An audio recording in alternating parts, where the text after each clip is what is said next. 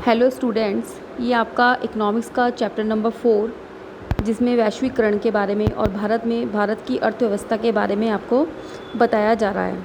देखिए, इसमें अब मैं आपको बताऊंगी कि भारत में वैश्वीकरण का प्रभाव, यानी कि भारत में वैश्वीकरण का क्या प्रभाव पड़ा।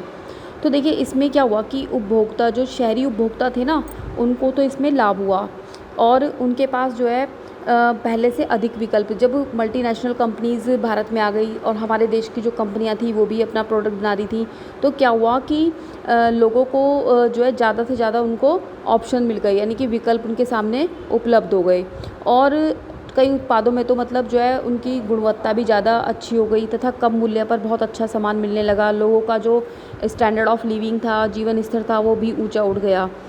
उत्पादकों और श्रमिकों पर वैश्वीकरण का लेकिन फिर भी जो है एक जैसा प्रभाव नहीं पड़ा। देखिए, जो बड़े लोग थे, पैसे वाले लोग थे या बड़ी फैक्ट्रियाँ थी, उनको तो फ़ायदा हुआ, लेकिन श्रमिकों को इसका कोई लाभ नहीं हुआ।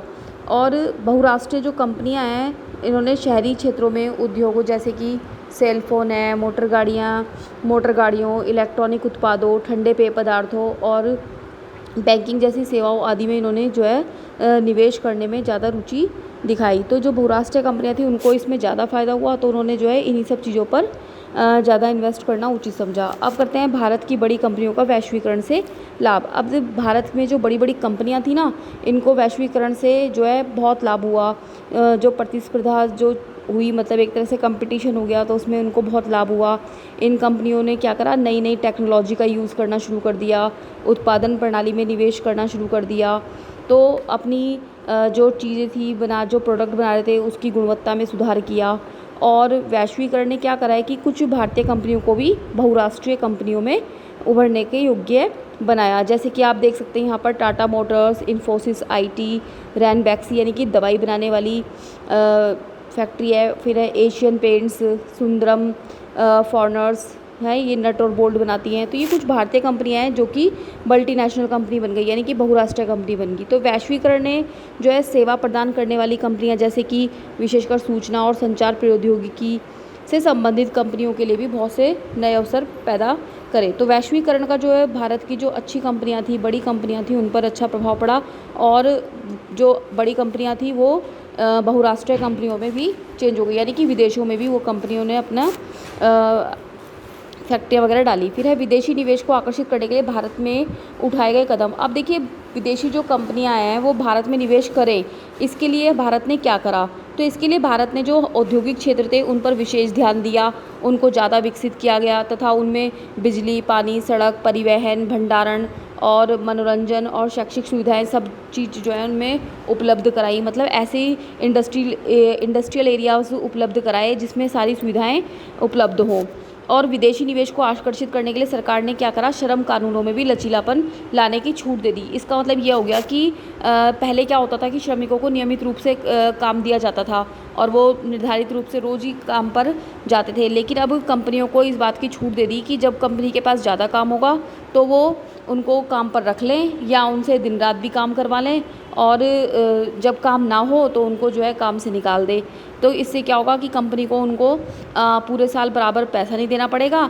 अब क्या है कि कंपनी जो होती है ना, वो अपने कच्चे माल में तो कटौती कर नहीं सकती है, तो वो क्या करती हैं, श्रमिकों के उसमें कटौती कर लेती है। लेकिन फिर भी जो विदेशी कंपनियां हैं वो इससे फिर भी जो है संतुष्ट नहीं हुई हैं और उन्होंने अभी भी जो श्रम कानून है उसमें और अधिक लचीलापन लाने की मांग की है। अब देखिए, प्रतिस्पर्धा से भारत के लोगों को कैसे लाभ हुआ, यानी कि जो कंपटीशन बढ़ा, बाहर से मल्टीनेशनल कंपनीज आई, कुछ हमारी स्थानीय कंपनी, तो इनको क्या लाभ हुआ। तो बहुत से लाभ हुए, जैसे कि देखिए आप यहाँ पर देख सकते हैं, प्रतिस्पर्धा के कारण जो लोग हैं वो अच्छी गुणवत्ता वाली वस्तुएं उनको मिलने लगी। यानी कि देखिए, जब मान लीजिए मार्केट में एक ही जना कोई चीज़ बेच रहा है, तो चाहे वो अच्छी हो चाहे वो ख़राब हो, हर बंदा उसको खरीदेगा। लेकिन जहाँ पर कंपटीशन होगा, मान लीजिए सपोज़ कीजिए आप आम खरीदने जा रहे हैं, आम का बाज़ार में एक ही ठेला है, तो आप क्या करोगे, और आपको ज़रूर चाहिए तो आप उससे ले लोगे ना, जैसे भी दे रहा हो, कितने महंगे भी दे रहा हो, चाहे अच्छे ना हो, आप उससे ले लोगे। लेकिन क्या होगा कि जब वहाँ पर और भी बहुत सारे, मान लीजिए बहुत सारे आम के ठेले खड़े होंगे, तो वह आपके पास चॉइस हो जाएगी कि जिसका अच्छा है, कम पैसे में मिल रहा है, तो आप उसको लोगे। तो सेम सिचुएशन जो थी वो इस स्थिति में आई, यानी कि बहुत सारी फैक्ट्रियाँ आ गई, तो जो अच्छी गुणवत्ता वाली चीज़ थी अब वो कम मूल्य पर मिलने लगी। और लोगों के सामने जो है अधिक विकल्प, यानी कि अधिक ऑप्शंस आ गए।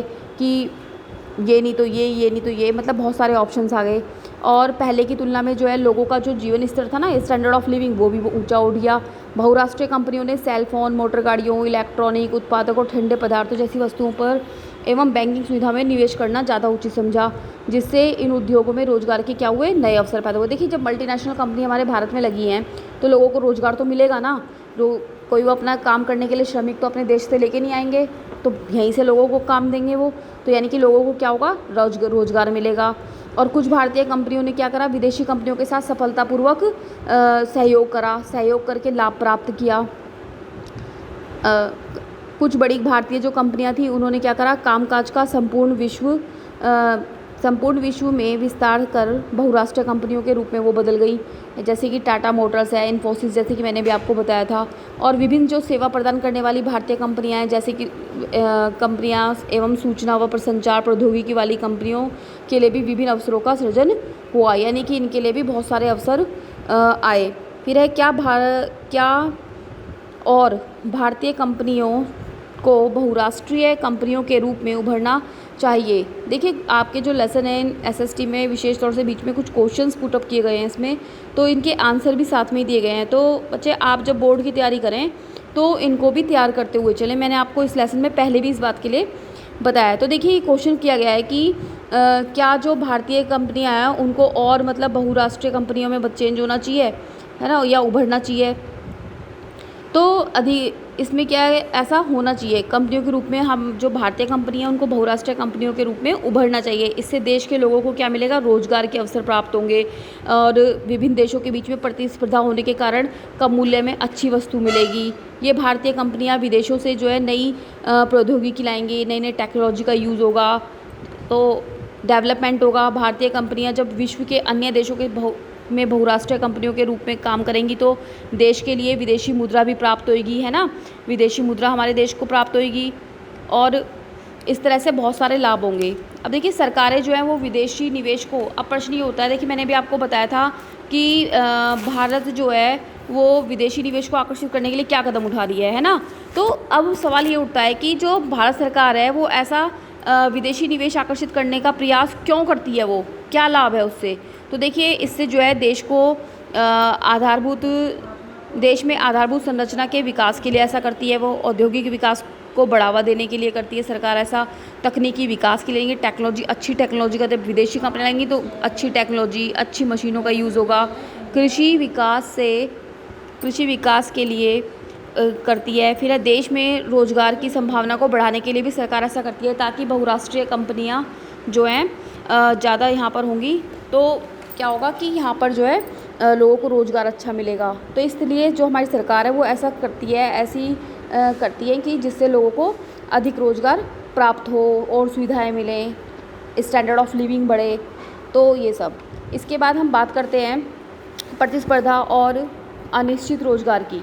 तो वैश्वीकरण के कारण उत्पन्न हुई बहुत सारी जो है अनियंत्रित प्रतिस्पर्धा हुई है, जबकि इन्हें जो प्रतिस्पर्धा हुई है उसने श्रमिकों के जीवन को क्या है, नकारात्मक रूप से प्रभावित किया है। यानी कि देखिए, जो वैश्वीकरण है ना, इसका प्रभाव सबके ऊपर पॉजिटिव नहीं पड़ा है, कुछ लोगों पे नेगेटिव भी पड़ा है, विशेष तौर से श्रमिक वर्ग के ऊपर तो इसका प्रभाव जो है नेगेटिवली पड़ा है। प्रतिस्पर्धा की स्थिति में अब अधिकांश जो श्रमिकों का रोजगार जो पहले स्थायी था ना या सुनिश्चित था, वो अब नहीं रह गया, लोगों को स्थायी कारोबार नहीं मिला। अब देखिए, वस्त्र निर्यात उद्योग में प्रतिस्पर्धा। अमेरिका और यूरोप में देखिए, वस्त्र उद्योग से जुड़ी बहुत सारी बहुराष्ट्रीय कंपनियां जो है भारतीय निर्यातकों को वस्तुओं की आपूर्ति के लिए क्या करती है, ऑर्डर देती है। यानी कि जो यूरोप की और अमेरिका की कंपनियां हैं ना कपड़े की, वो भारत की कंपनियों को क्या करती है, कपड़ा अपना ऑर्डर देती है पूरा करने के लिए। फिर है विश्वव्यापी नेटवर्क से युक्त बड़ी बहुराष्ट्रीय कंपनियां अधिक से अधिक लाभ प्राप्त करने के लिए क्या करती हैं, सस्ती वस्तुएं खोजती हैं कि जहाँ पे उन्हें सस्ती वस्तुएं मिल जाए। इन बड़े ऑर्डरों को प्राप्त करने के लिए क्या करते हैं, जो भारतीय वस्त्र निर्यातक हैं वो क्या करते हैं, इनका रेट कम कर देते हैं। अब क्या होता है कि चूँकि कच्चे माल की जो लागत है उस पर तो ये लोग रेट कम नहीं कर सकते, लेकिन ये क्या करते हैं कि जो श्रम में लागत लगती है ना, यानी कि जो श्रमिकों को ये काम करने के लिए जो पैसा देते हैं उसमें ये लोग कटौती कर देते हैं और उसका पूरा प्रयास करते हैं कि श्रमिकों को उनका जो पारिश्रमिक है उनको कम मिले या कुछ भी इस तरीके का हो कि जिससे उनको कम पैसा देना पड़े। अब देखिए, जहाँ पहले कारखानों में श्रमिक जो है स्थायी रूप से उनको रोज़गार मिलता था, स्थायी रूप से काम करते थे, वो क्या हो गया, अब अस्थायी रोज़गार देने लगे देते हैं, ताकि श्रमिकों को क्या करें, पूरे वर्ष उनको वेतन बराबर ना देना पड़े। यानी कि जब कार्य अधिक होगा तो लोग इन श्रमिकों को बुला लिया जाए और इनसे कई घंटों तक काम करवा लिया जाए। अत्यधिक मांग की अवधि में क्या करें, रात को भी इनसे काम करवा लिया जाता है। अब क्या है कि जो मजदूर आदमी है वो मजबूरी की वजह से, अपना रोजी रोटी की वजह से क्या करता है, वो गैर समय पर भी काम करने के लिए तैयार हो जाता है। तो इस तरह से जो वस्त्र निर्यातकों के बीच प्रतिस्पर्धा से बहुराष्ट्रीय कंपनियों को जो अधिक लाभ कमाने में क्या मिलती है, सहायता मिलती है। लेकिन वैश्वीकरण के कारण मिले लाभ में श्रमिकों को न्याय संगत हिस्सा नहीं मिल पाता। तो यानी कि वैश्वीकरण की सब प्रक्रिया में सबसे ज़्यादा जो नकारात्मक प्रभाव पड़ा है वो श्रमिकों को पड़ा है। इसके बाद देखिए, बात करते हैं वैश्वीकरण से मिले लाभों में श्रमिकों को न्याय संगत हिस्सा मिल सके। इसके लिए प्रत्येक वर्ग को या निम्न वर्ग को यहाँ पर लोगों मतलब क्या करना चाहिए, जैसे कि सरकार है, सरकार को क्या करना चाहिए कि न्याय संगत जो है श्रमिकों के साथ जो है न्याय संगत हो, हिस्सा मिल सके, उनको पूरा लाभ मिल सके। तो इसके लिए देखिए, सरकार को ऐसे नियम अधिनियम बनाने चाहिए और उनको क्रियान्वित भी करना चाहिए जिससे श्रमिकों का हित हो सके, उनकी रक्षा हो सके तथा उन्हें असंगठित क्षेत्र व बहुराष्ट्रीय निगमों के शोषण से बचाया जा सके। यानी कि गवर्नमेंट को ऐसे कानून बनाने चाहिए जिससे श्रमिकों को लाभ हो। फिर है निर्यातक फैक्ट्रियों के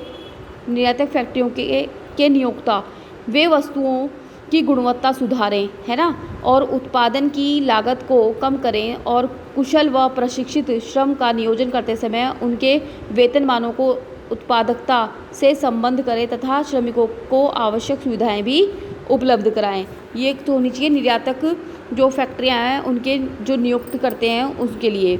उसके बाद है बहुराष्ट्रीय कंपनियां। ये छोटी इकाइयों जो श्रम बाहुल्य हैं के प्रति उदार नीति अपनाएंगी। जितनी भी बहुराष्ट्रीय कंपनियां हैं वो जिन छोटी इकाइयों को काम दे रही हैं या उनके साथ भी उनको एक उदारता की नीति अपनानी चाहिए। फिर है श्रमिक।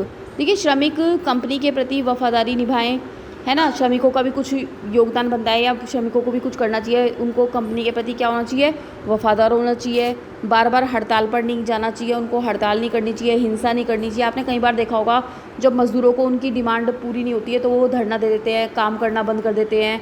इस तरह से तो लड़ाई झगड़े भी हो जाते हैं। तो श्रमिकों को भी ऐसा नहीं करना चाहिए। इसके बाद न्याय संगत वैश्वीकरण के लिए संघर्ष। देखिए, वैश्वीकरण जो है वो सभी के लिए लाभप्रद नहीं रहा है। यहाँ पर शिक्षित और जो कुशल और जो संपन्न लोग थे उनको वैश्वीकरण के लाभ प्राप्त हुए हैं, लेकिन जो श्रमिक वर्ग था उनको इससे लाभ नहीं हुआ है, बल्कि उनको कह सकते हैं कि उनको हानि ही हुई है। तो न्याय संगत वैश्वीकरण सभी के लिए जो है अवसर प्रदान करेगा। इससे यह सुनिश्चित होगा कि वैश्वीकरण के लाभों में सबकी हिस्सेदारी हो। तो न्याय संगत वैश्वीकरण को जो है संभव बनाने के लिए सरकार को महत्वपूर्ण भूमिका का निर्वहन करना चाहिए या वो निर्वाह कर सकती है। जैसे कि सरकार अपने कुछ नीति निर्माण या कुछ ऐसे कानून बनाए जिससे क्या है श्रमिकों का संरक्षण हो सके, श्रमिक कानूनों का उचित कार्यान्वयन हो, और मतलब यानी कि जो कानून ऐसे बनाए हैं श्रमिकों के लिए उनका जो है सही से उनका पालन भी किया जाए और श्रमिकों के साथ जो है उनका भी लाभ, उन्हें भी वैश्वीकरण का लाभ प्राप्त हो, श्रमिकों को अपने अधिकार मिलें। तो इस तरह से सरकार को बहुत सारी ऐसी नीतियों को अपनाना चाहिए या उनको फॉलो करवाना चाहिए जिससे श्रमिकों को लाभ हो। फिर है विश्व व्यापार संगठन में विकसित देशों के वर्चस्व के विरोध में समान हितों वाले विकासशील देशों को मिलकर लड़ना होगा। यानी कि जितने भी विकासशील देश हैं उनको जो है विकसित देश जो कि अपना वर्चस्व स्थापित करते हैं, है ना, तो उनके लिए विकासशील देशों को भी मिलकर लड़ना होगा। बीते कुछ वर्षों में बड़े अभियानों और जन संगठनों के प्रतिनिधियों ने विश्व व्यापार संगठन के व्यापार और निवेश से संबंधित महत्वपूर्ण निर्णयों को प्रभावित किया है। इससे यह स्पष्ट होता है कि जनता भी न्याय संगत वैश्वीकरण के संघर्ष में महत्वपूर्ण भूमिका निर्वहन कर सकती है। यानी कि जो जनता है वो भी न्याय संगत वैश्वीकरण के लिए एक बहुत महत्वपूर्ण भूमिका निभा सकती है। तो इस प्रकार से न्याय संगत वैश्वीकरण के लिए सरकार का और जो बहुराष्ट्रीय कंपनियां उनको सभी को अपना अपना दायित्व निभाना चाहिए। Thank you. इसी